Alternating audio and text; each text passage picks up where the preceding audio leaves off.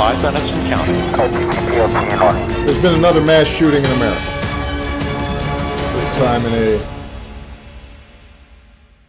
We still have remaining concerns for Hawaii. We're calling this Hawaii double tropical trouble. I know it's a mouthful, but the story is that Madeline continues to strengthen as it moves off towards the west. Now, it's looking likely that the Big Island and beyond could take a direct hit from this. And you can see that Madeline is still forecast to strengthen as we go through the next couple of days. So pretty much from midweek on, any interest in Hawaii need to pay attention. But even after that, as we get closer to Labor Day weekend, if you're heading off to Hawaii, if you live there, we've got Hurricane Lester on Madeline's heels. So again, it's a very serious situation. This is a look at the rainfall forecast as we go through the weekend. Some spots could pick up 5 to 8 inches. We'll be watching closely. The latest in a long list of provocations by the Iranians. As you pointed out, the USS Squall firing 3 warning shots at an Iranian vessel that engaged the U.S. patrol. And by last reports, that patrol was about 200 yards away from the Iranians when they were forced to fire those warning shots. Now, as you pointed out, this is not the first time we've heard about this, not even this week, if you can believe it. There was another engagement that happened on Wednesday when 4 Iranian boats came within 300 yards of the USS Nitz. U.S. officials say the Iranians were acting in an unprofessional and unsafe manner in that instance as well, Brett. All right, Kevin, there's questions about the president's comments regarding the pallet of $400 million of cash sent to the Iranian regime back in January, and then the subsequent U.S. payments to the Islamic Republic. What can you tell us about all that? Well, listen, the senior administration officials are telling me tonight the president didn't lie when he said the administration had to send $400 million in cash to the Iranians because we don't have an existing banking relationship with them. That was supposed to be the initial payment to pay Iran back for that money that they spent here in the States back in 1979. A deal fell through. Of course, you and I have talked about that at length. But what's interesting is that question became relevant because it was later revealed in reporting by the New York Sun and the AP that the administration was able to utilize a central bank to make 14 payments totaling $1.3 billion to the Iranians. Now, we don't know if that ultimately took the form of cash or check or an EFT, electronic funds transfer. But here's what the president said about the cash payment back on August 4th. The reason that we had to give them cash is precisely because we are so strict in maintaining sanctions, and we do not have a banking relationship with Iran, that we couldn't send them a check, and we could not wire the money. All right, so here's how the deal played out. Let's walk you through it. Back on January 17th, the administration sent that $400 million in cash, a combination of foreign currency, euros and whatnot for that deal back in '79 that fell through. 2 days later, the U.S. paid another $1.3 billion in interest using a still yet unnamed central bank to facilitate that transaction. That $1.3 billion coming from the Treasury's so-called judgment fund, broken up into 13 payments, each just shy of $100 million. Still no details, by the way, about that 14th payment worth $10.4 million. We also don't know how those funds were distributed. Was it cash? Was it a check? We don't know because the White House tonight refuses to say. We haven't been as specific about the mechanism of the payment for the $1.3 billion in interest, other than to say that we had a similar arrangement with a central bank, also unnamed, to move money from the judgment fund to complete the commitments that we'd made in the context of this financial settlement. Obviously, a number of questions remain tonight, Brett, most notably, why not name the central bank? And what about that last payment for $10.4 million? Questions that remain unanswered tonight. The images are shocking. A boy, about 10 years old, gun in hand, appearing to execute 2 men said to be Russian spies. It's the latest propaganda video from the Islamic State. CCTV cannot independently verify the authenticity of the video. The boy is believed to be from Kazakhstan. He has appeared in previous ISIL videos training with other young boys. And children are being used for more than just propaganda. A bomb strapped to a girl of about 10 exploded in northern Nigeria on Saturday, killing at least 16. Authorities believe Boko Haram was behind the attack. This 14-year-old once carried a machine gun and fought with ISIL. He has since left the group, but would not allow his identity to be revealed. He says children make easy targets for terrorist recruiters. ISIL prefers young children more than adults because they can convince children and wash their brains. And once recruited, he says children make obedient soldiers. If the prince orders a child to slaughter his father, the child will do it without hesitation. Terrorist groups often show young people in their videos, and in 2014, ISIL presented young boys to a reporter from Vice News.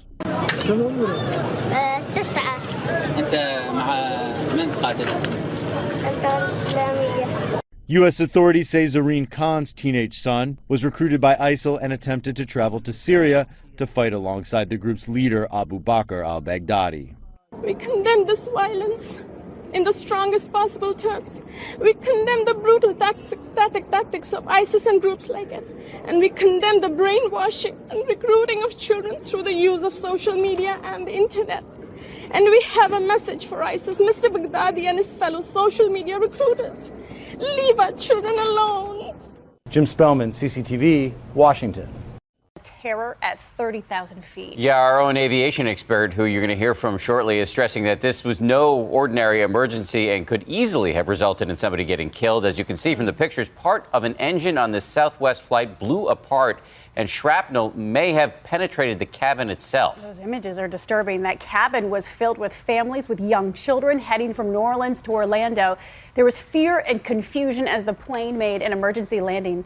And ABC's Adrian Bankert is at Reagan National Airport for us this morning in Washington, D.C. with stories of the passengers and the audio from inside that cockpit. Hi, Adrian.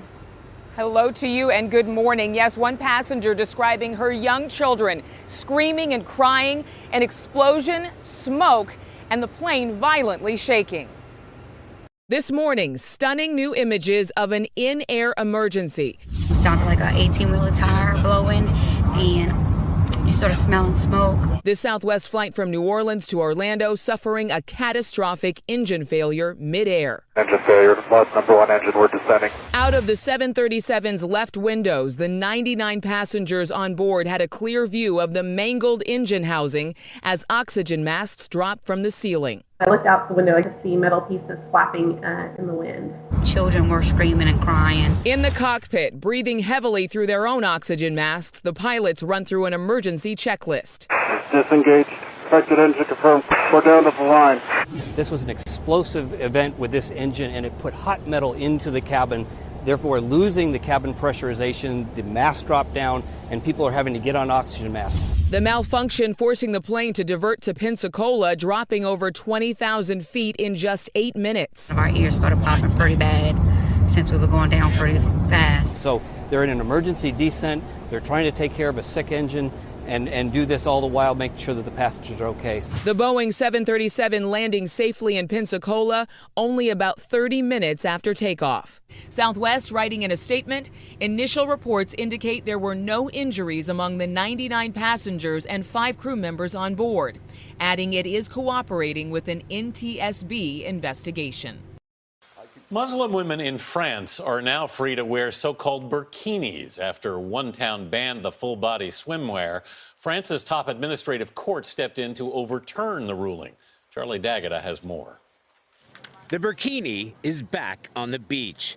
The ban's been overturned in just one resort on the French Riviera, but it's expected to lead to the lifting of bans in all 30 coastal towns that had it in place. France's highest court agreed with the argument that the ban was a serious and clearly illegal violation of fundamental freedoms. Activist Marwan Mohammed said it effectively banned devout Muslims from the beach. This impact is huge politically because it sends a clear message to the political elite that you cannot stigmatize part of the population just because of their religion. Fining women, forcing them to disrobe, and images like these of police surrounding a Muslim woman in a headscarf triggered a fierce debate about women's rights and France's stout defense of secularism. For some beachgoers, the decision was a victory for common sense. France has more important things to worry about, she says. The fact they canceled the ban is fantastic. The town's mayor doesn't see it that way. Lionel Lucas said the ruling would only heighten tensions. I hope they're satisfied, he said. The rampant Islamization is progressing in our country. Nice and regions around it put the burkini ban in place after last month's ISIS-inspired terror attack. Local leaders argued the burkini was a risk to public order. The burkini's inventor, Australian Aheda Zanetti, said her design was never meant to symbolize any political or religious statement. This is a swimsuit that represents freedom and sun and surf and happiness and swimming and leisure, family happiness. In other words, pretty much just what everyone else wants when they go to the beach. For CBS This Morning Saturday, Charlie D'Agata, London. A lesbian couple in New Jersey say they were unfairly prevented from getting health insurance coverage for infertility treatments. Now, the married women are now suing over the very specific way New Jersey law defines infertility. Elaine Keano spoke to the couple about their painful experiences trying to have a child. Good morning. Aaron and Marianne Krupa got married in 2013 with the intention, they say, of starting a family. They tell us they've spent about $50,000 on multiple infertility treatments, including IVF with donor sperm. But a law which might otherwise have required their insurance company cover the treatments didn't apply to them, a violation, they say, of their constitutional rights. How did you all decide who would actually carry the baby? And you have, I mean, that's a pretty serious discussion. Actually, that was one of the easier discussions. We just said, you're older, you go first. I mean, we didn't really think that it was going to be this huge battle. But it has been a battle in the effort to expand this family. Doctors 3 years ago told Erin they'd discovered issues with her reproductive system that left her infertile. What followed was a series of heartbreaks, 6 miscarriages between the two of them. Every time we heard we were pregnant, every single time. And your brain just goes down this path. You think about that kid and what it's going to mean to you, and then it just gets taken away in an instant. New Jersey is one of 15 states with laws requiring insurers to cover fertility treatments.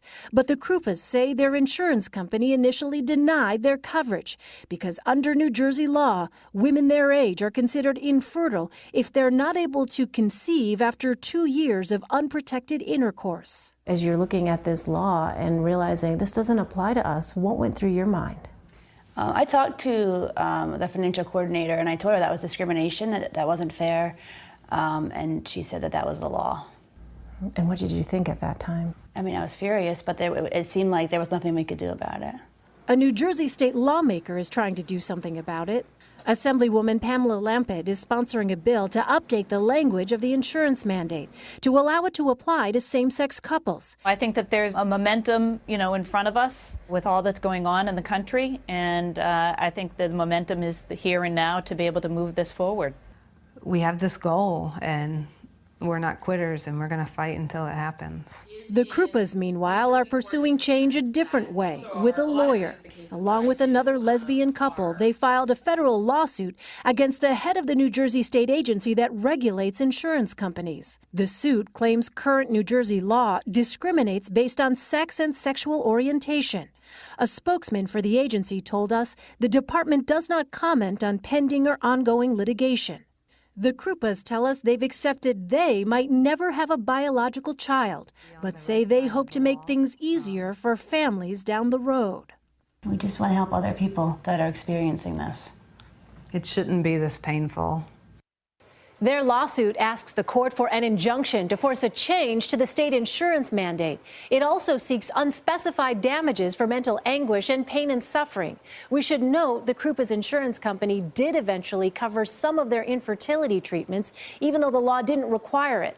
The company issued a statement to CBS News saying it supports a legislative review of the infertility mandate to clarify and simplify benefits for same-sex couples. It's the festival of thousands of fabulous people, where it doesn't matter how old you are, whether you're a boy or girl. I like girl stuff, so I like to, because this festival is a great opportunity to go here. Who you love, how you dress. I have a lot of outfits, and all of wings, so I'm pretty girly with all of this. Or where you come from. I'm from a little town about 30 minutes north of here called Hutto. Being all the, every age group and every gender, it's really awesome because I get to see that There's old people that are gay. There's young people that are learning about themselves. I love you, sister. And the 2016 Austin Pride Festival wraps up this weekend. Hi, Austin. With history being made. It's Austin Pride. For the first time, a transgender woman won the Miss Austin Pride pageant. It means everything to me. At the end of the day, when I look in the mirror, I feel like I don't fit in anywhere, but I have found my home here with Austin Pride. Vegas Vancardier says competing in the pageant was a lot of hard work. It's no joke. It's no joke. These girls come for blood. And practice. You have to do bathing suit, evening gown, and talent, and then on stage question and answer. But it was all worth it in the end. It changed my life, actually. Like, it really did. These people, I've always looked up to these people and what they do for our community and all the fundraising they do, and to know that I can finally be a part of it. She says being Miss Pride Austin 2016 is more than just a title. And here, there's no judgment. There's no box you have to fit into. There's nothing that that says you have to fit that cookie cutter mold, and you can just be yourself and everybody loves everybody. A celebration of love and people, making Pride something Little Max says is his favorite. Favorite thing about it is celebrating boys and girls that like things of other genders. There are a lot of people that like stuff, so I think that's why they created this festival to celebrate their personalities. It's an ordinary neighborhood in East Beijing, and most residents never think about what these cracks could mean. But new research done by the Chinese Academy of Surveying and Mapping shows their neighborhood is sinking into the ground. We can tell there's a big gap between the wall of the building and the ground, which is about 10 centimeters or about 4 inches. As we know, the foundation beneath the building is quite deep, ranging from 20 to 30 meters. Its subsidence rate is much lower than the ground. So as the ground sinks faster than the building, year after year, a gap formed, which ultimately will lead to affecting the stability and the safety of the building. People living here use concrete to fill the cracks, but that's only a short-term solution to a problem that's not going away anytime soon. The land is sinking slowly and rarely causes serious problems. But still, there is damage being done. Ground subsidence may cause a lot of problems to our society. It will damage buildings, damaging ground pipelines, also exacerbate urban flooding, and it will also threaten the safety of high-speed railway.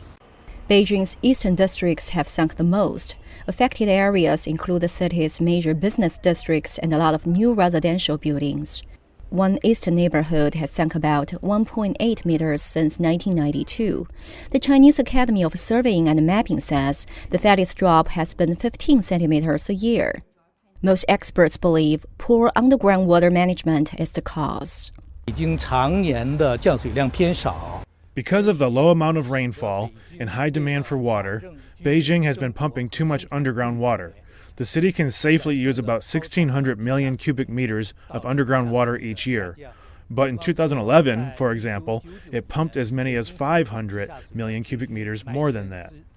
Experts say about 40% of Beijing has been negatively affected by the city's overuse of underground water. But a new resource project called the South to North Water Diversion Program is helping China's capital stay afloat. The project transfers water from the Yangtze River in southern China to the country's more arid and industrialized north. The South to North Water Diversion Program started diverting water to Beijing back in 2008, and the quantity of water being pumped up north has gone up every year. Beijing's still sinking, but it's no longer sinking as fast as before. WA scientists are sounding the alarm that rising sea levels are starting to affect one of our city's oldest districts. Much of Fremantle's historic West End is built on land reclaimed from the ocean, and already basements are flooding. From this angle, you can almost see Fremantle as a thriving gold rush town, and some of these buildings date back to the earliest days of the Swan River colony. But Freo's historic West End is under threat. There's no doubt one of the most important historical places in Western Australia. This brick border marks the original coastline of Fremantle. Much of the land around its harbours was reclaimed, and now it's one of WA's most vulnerable spots for rising sea levels. It was not built high enough. Obviously, at that time, they were not aware that the seas will rise. So if you actually go to Venice, the water actually bubbles out from all the storm drains. And that's the type of scenario you're looking at. Some parts of Fremantle's West End are just 90 centimetres above sea level, and water levels have already risen 20 centimetres since 1900. At that pace and acceleration of rising sea levels, the lowest lying buildings could face major problems in the coming decades. Basements like this one are common throughout Fremantle's West End, and a number of building owners have already had to install pumps which are working 24/7 to save their foundations. You can see where they're either being pumped or they actually already do have water in them. So that's going to be an ongoing and growing issue over time. And this is what happens when sea levels get to the extra 1 metre predicted by climate scientists for 2100. With storm surges, it would be catastrophic for Fremantle. Groundwater in these areas would be high. And then if you had a storm surge, you would have that. The City of Fremantle is part of the Cockburn Sound Coastal Alliance, a group of councils considering major engineering works to protect built and natural assets from climate change. They're looking at everything from storm surge barriers, like the one on London's Thames, through to groundwater pumping systems. I want the beautiful West End to be here for the next 200 years, and we need to make sure we actually start protecting it and planning for that as we go forward. The City of Fremantle will release its climate change plan in the coming weeks. Jane Griliasic, 9 News.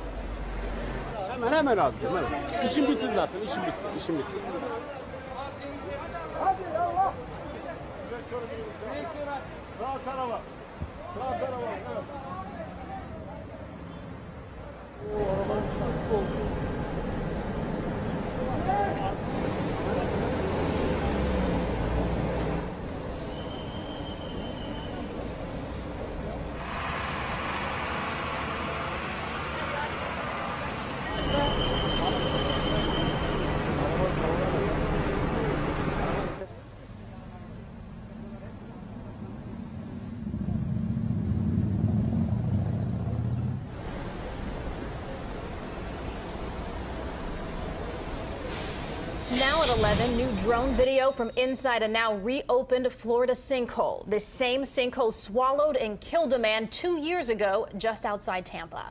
CBS 4's Kendra Conlon reports now from Sefner.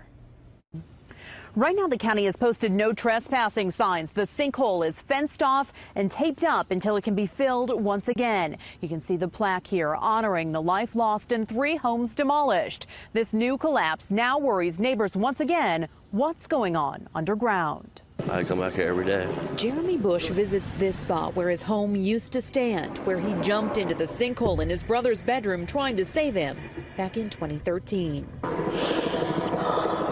But it was too late. Jeffrey's body was never found. We think about our brother every day. My mom thinks about her son every day. She has a hard time right now. Harder now that the exact hole that took Jeffrey and their home is back open. It's hard to believe. It was shocking when I saw that it opened again. Neighbor Irvin Charles saw the tragedy unfold 2.5 years ago. The county bought and leveled Bush's house and the ones on either side. Hey, you know, maybe take one more home because we're that close to it. In Sinkhole Alley, he had his own property tested and worries he may have to again. Test the ground, test the soil to make sure that we were also, you know, out of harm's way. He warns others to check your homeowner's policy and know what's covered. I would rather pay it, just know that I'm safe. The county had filled the hole with gravel, insisting that was the better option to prevent it from getting bigger. They plan to fill the hole with gravel again, but this time pack it with water, trying to stop this from happening again. In Sefner, Kendra Conlon, CBS 4 News Tonight. We begin with breaking news. 2 sinkholes have opened up on the Florida Turnpike, creating a traffic nightmare for drivers. Let's get right out to CBS 4's Donna Rapato live along the Turnpike in Miami Gardens. Donna. Vanessa, everyone, let me give you a better idea of where we are. This is the southbound lanes of the Turnpike here in Miami Gardens. That's the northbound. That is headed right to the entrance of the ramp that takes you west on the Turnpike that straddles Miami Gardens to the south, Miramar to the north. That right back there is former Dolphin Stadium, now Hard Rock Stadium. And if you take a look behind me, you can see the two gaping sinkholes just feet from where we are standing. And these are crews out here assessing the damage. Let's look at some even better video where you get a much better idea of the situation here on the Turnpike, headed south near Northwest 199th Street by the stadium. It started out with the first sinkhole close to the shoulder where you see water from the main break gushing off into the canal. About an hour or so later, the second hole started crumbling about 5 feet from the first one. Now a water-filled gaping hole in the first and second lanes from the shoulder. Florida Highway Patrol says a busted water main break is to blame.